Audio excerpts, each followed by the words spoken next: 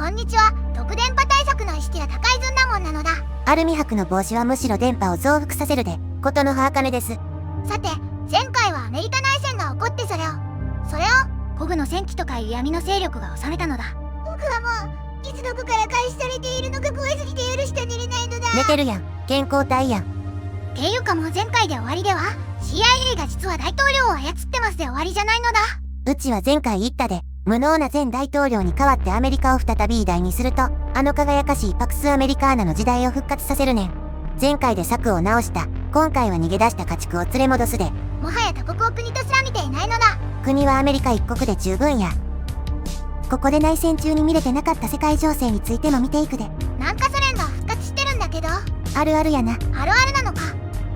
台湾戦争は日本側が勝っていたのだ。次の戦争も近そうやな。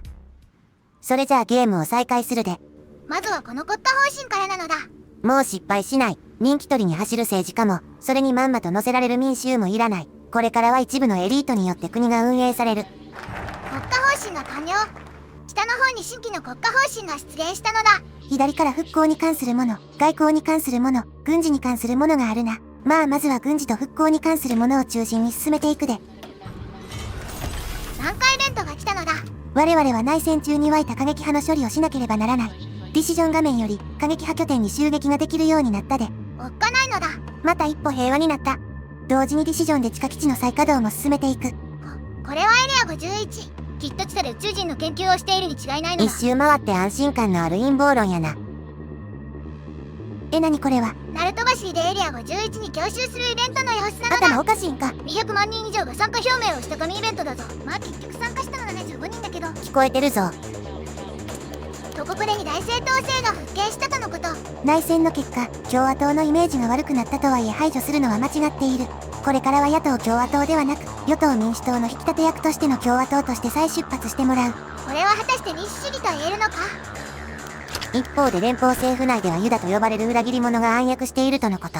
それも末端の裏切り者ではなく政府の中枢、つまり影の内閣を担う人物による裏切りである可能性が高く、対応に遅れれば国家安全保障に関わる重大な事案につながるかもしれない。やばいのだって思ったけど、これこそ闇の政府に対抗する光の戦士なのでは。きっと彼こそがこの行かれた国を正しい道に戻してくれるはずなのだ。敵対国のスパイだったら？もしかしたら中華人民共和国のスパイかもしれんで。だとしたら怖いな。影の内閣に中国のスパイがいたとしたらこの国乗っ取られてるんとちゃうか？やばいのだ。この国は中国人に乗っ取られてきてるのだ。この国を救えるのは我々一人のうちはちゃうからな。なのだ。じゃあそんな光の戦士のズンダモンにユダの探し方を教えるで。本当か？ユダの探し方は簡単。ディシジョン画面から内部調査や FBI を投入すると、確率次第で犯人の証拠を入手できる。早速一つ入手できたのだ。そしたらディシジョン画面の証拠保管庫に証拠が一つ追加されるから、それを手がかりに影の内閣の人物の特徴と合致する人を糾弾すればいいだけや。今回の証拠位置にはユダの特徴が元軍人か元法執行機関定点者であることが示唆されているのだ。あとはまあ、このクソ長い文章を見て合致する人を探すだけやな。いきなりこんな長い文章を読ませるなのだ。言うと思ったわ。でもまあ、まだ証拠が元軍人もしくは元法執行機関所属とかいうガバガバ証拠だからもう少し絞り込みたいところ。早く2個目の証拠が欲しいのだ。とここで、ロシアがウクライナに侵攻開始。あれこのパターンはもちろん NATO が介入。欧州で大戦争が始まったで。ソ連と NATO、どっちが勝つか見ものなのだ。勝つのはうちらやで。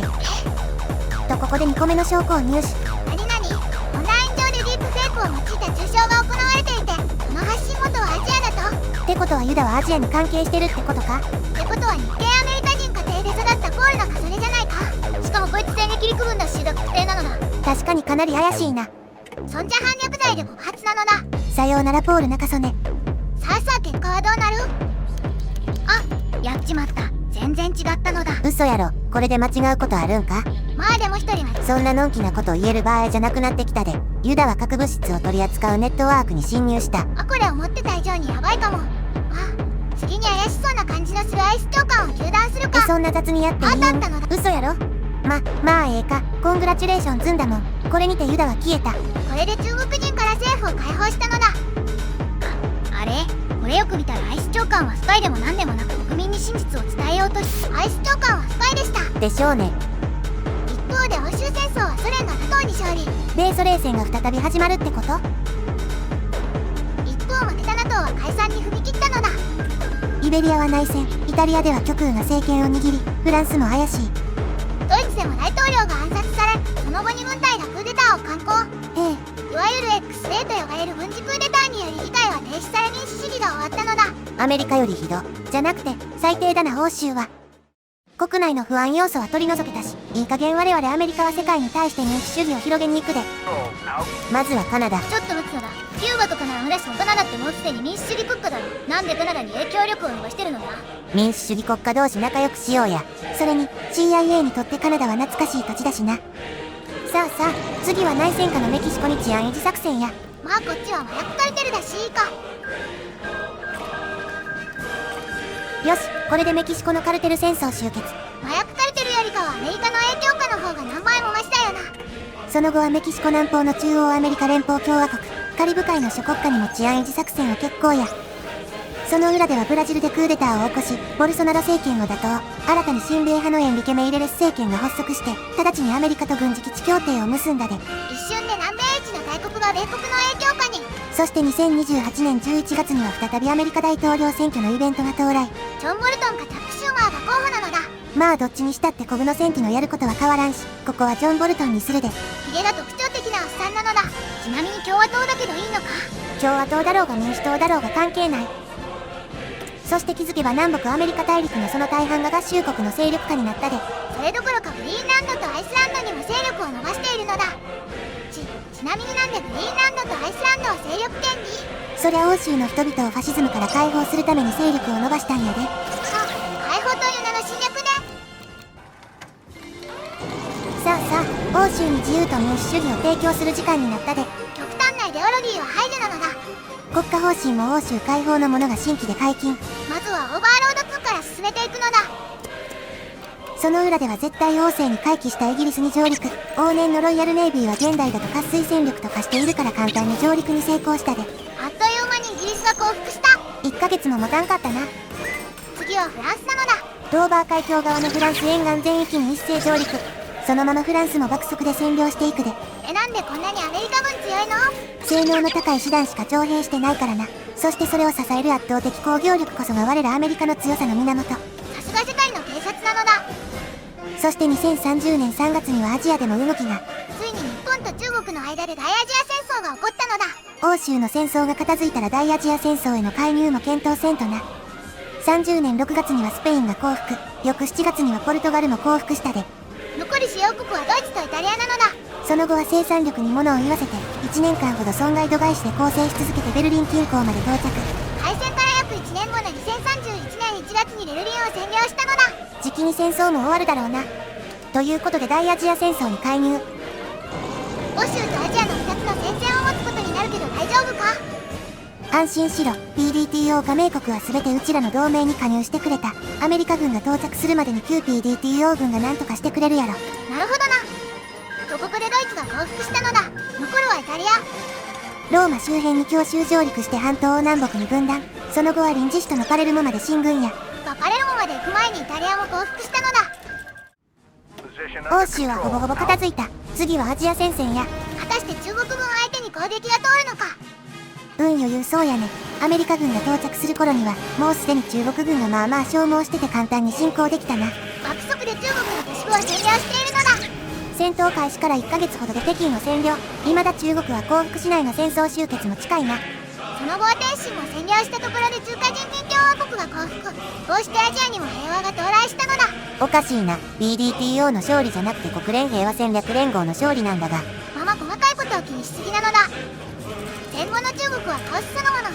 例えば台湾を持たない台湾共和国。何それは。しかも肝心の台湾は中華人民共和国が領有してるのだ。これ本当に戦争に勝ったんだよな。まあええわ。そしたら最後の超大国ソ連に侵攻するで。やっぱりソ連にも攻めるんだ。当たり前やろ。何のための大アジア戦争介入や。 PDTO を味方につけてソ連を東西から挟み撃ちにするために介入したんやぞ。そうだったのか。さらにアフガニスタンにも攻撃を開始。南からもソ連を攻撃するで。英国の墓場だけど大丈夫か。ちょっと通り道にするだけやからセーフやで。ほんとかよ。欧州戦線はスモレンスクまで接近。スモレンスクはできればあとはモスクワ。バルト方面からはレニングラードに接近しているのだ。北方は順調そうだが問題は南方。ルーマニアやウクライナ方面はほとんど攻めれていない。なんでルーマニア軍相手に苦戦してるのだ。でもモスクワまで攻めれてるしやろ。何の面白みもないブリオシを1年間続けてモスクワを占領したのか。次は臨時使徒のクラスのダールに向かうで。もうここまで来れば包囲されても構わないから早く臨時使徒まで向かうのだ。そして戦争は気候をも武器にする。これはハープ。やっぱりハープは地震や気候を操ることができたのだ。最近の日本の異常気象も全てハープによるものなのだ。それは知らんわ。日本人よ、いい加減目を覚ませ。目を覚ますべきなのはお前だよ。ちなみにハープによる人工地震の怖い視聴者諸君は南海地震予測者さんの X アカウントをフォローするのをおすすめするのだ。あのコミュニティノートがついた回数日本一の。まあそんなことを言ってたらソ連も降伏。ロシア共和国を除くほぼ全ての欧州と中央アジアがアメリカの勢力下になったのだ。そのロシアも我々の企業の影響下に組み込まれていくだろう。その後 CIA の主導で欧州連合を再建したで。スイスとカタルーニャだけ独立してるのが気持ち悪いのだ。しかもオランダとルクセンブルクだけアメリカ領だしな。さあ、お次は裏で核兵器を開発しているイランに攻撃や。おっとこれはまずい。ホルムズ海峡が封鎖されるのだ。安心しろ、この戦争はすぐに終わる。ほんとかよ。ていうかイランはまだしもなんでイラクとシリアにもずれているのだ。ここら辺りの国ってほとんど同じじゃん。だから間違えて攻めちゃった。わかるってなるか。まあリアルのアメリカのここら辺りの国の違いなんてわからんやろ。それは確かにそう。中東での戦争が終結したら最後はアフリカに攻撃。もはや何のための戦争かわかんないのだ。アフリカにも影響力を持つことでより強固なパクスアメリカーナを実現できるからな。こうして2034年2月10日に全ての作戦が完了。2034年、この年はアメリカ、いや全世界にとって最も輝かしい年だ。世界秩序を乱そうとする不穏分子は全て破壊され、今や世界はアメリカを中心に回っている。炎は消え、そして二度と燃え上がることはないだろう。世界平和の統一性と不可侵性に関する国連宣言。世界の安定の新時代を画す歴史的な回帰において、国連総会は世界平和の統一性と不可侵性に関する宣言を全会一致で採択し、国際安全保障の包括的な再編を正式に決定した。この決議は平和のための戦略連合の拡大された権限の下で、米国を世界秩序の最高の守護者として認めている。宣言はならず者国家や不安定化要素による国連の権威への挑戦は協調的な国際介入を引き起こすと定めており、これは国連設立以来最も包括的な世界安全保障ガバナンスの統合を表している。防衛アナリストはこの合意を主権的軍事行動の終焉と呼び、強制的集団安全保障の時代の到来を告げるものとしている。決議は世界的な情報共有センター、普遍化された連合の公選規則、そして戦略的要衝での恒久的な施設設置を義務付けている。